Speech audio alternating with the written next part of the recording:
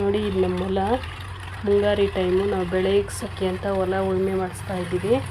ಹೊಲ ಉಳುಮೆ ಮಾಡಿಸಿ 2-3 ಟೈಮ್ ನಾವು ಉಳುಮೆ ಮಾಡಿಸ್ತೀವಿ. ಉಳುಮೆ ಮಾಡಿಸಿ ನಂತರ ನಾವು ಬಿತ್ತನೆ ಮಾಡೋದು.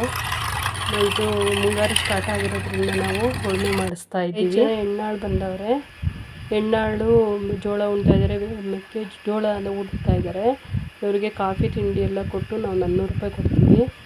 ಮೊದಲಿಗೆ ಆಗಲ್ಲ, ನಾವು ಚಿಕ್ಕ ವಯಸ್ಸಿನಲ್ಲಿ 5 ರೂಪಾಯಿ ಕೂಲಿನೂ ಮಾಡ್ತಿದ್ರು, ಹೆಣ್ಣಾಳು ಬರ್ತಿದ್ರು, ಕೂಲಿ ಬರ್ತಿದ್ರು. ಹೀಗಾಗಲ್ಲ, ಜನ್ರೇಷನ್ ಬದಲಾಗಿದೆ.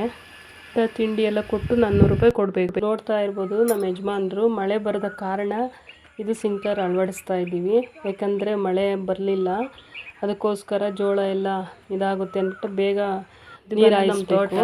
ನಮ್ಮ ತೋಟದಲ್ಲಿ ನೋಡ್ತಾ ಇರ್ತಾರೆ, ತುಂಬ ಕಾಯುತ್ತೆ. ಇದು ಚಿಕ್ಕ ಗಿಡದಲ್ಲೇ ತುಂಬಾ ಕಾಯಿದೆ, ಸೀಬೆಕಾಯಿ.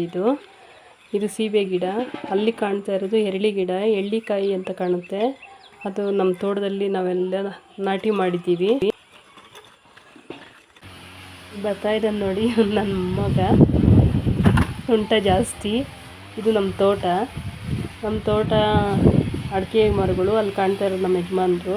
ತೋಟದಲ್ಲಿ ಕಳೆ ಇರೋದು ಕಾರಣ ನಮ್ಮ ಯಜಮಾನ್ರು ಮಿಷಿನಲ್ಲಿ ಕಳೆ ತೆಗಿತಾ ಇದ್ದಾರೆ. ಇದು ನಾವು ಲೋನ್ ಮುಖಾಂತರ ಮಿಷನ್ ತಗೊಂಡಿದ್ದೀವಿ. ನಾವೇ ಸ್ವಂತ ಕ್ಲೀನ್ ಮಾಡ್ಕೋಬೋದು. ಯಾಕಂದರೆ ಬೇರೆಯವ್ರಿಗೆ ಹೇಳಿದರೆ ಬೇರೆಯವರು 1000, 1500, 2000ವರೆಗೂ ನಾವು ತೊಗೊತಾರೆ 1 ಅವರ್ 2 ಅವರ್ ಕ್ಲೀನ್ ಮಾಡಲಿಕ್ಕೆ. ಅದಕ್ಕೋಸ್ಕರ ನಾವೇ ಲೋನ್ನಾಗೆ ತೊಗೊಂಡು ಈ ಮಿಷಿನಲ್ಲಿ ನಮ್ಮ ಯಜಮಾನ್ರೆ ಕ್ಲೀನ್ ಮಾಡ್ತಾರೆ. ತೋಟ ಕ್ಲೀನಾಗಿರೋದ್ರಿಂದ ಅಡಿಕೆ ತೋಟನೂ ಚೆನ್ನಾಗಿರುತ್ತೆ, ನೋಡೋಕ್ಕೂ ಒಂದು ಲುಕ್ ಇರುತ್ತೆ. ಅದಕ್ಕೋಸ್ಕರ ನಾವು ಗಲೀಜು ಮಾಡ್ಕೊಬಾರ್ದು, ನಮ್ಮ ಕೆಲಸ ನಾವೇ ಮಾಡ್ಕೊಳ್ಳೋಣ.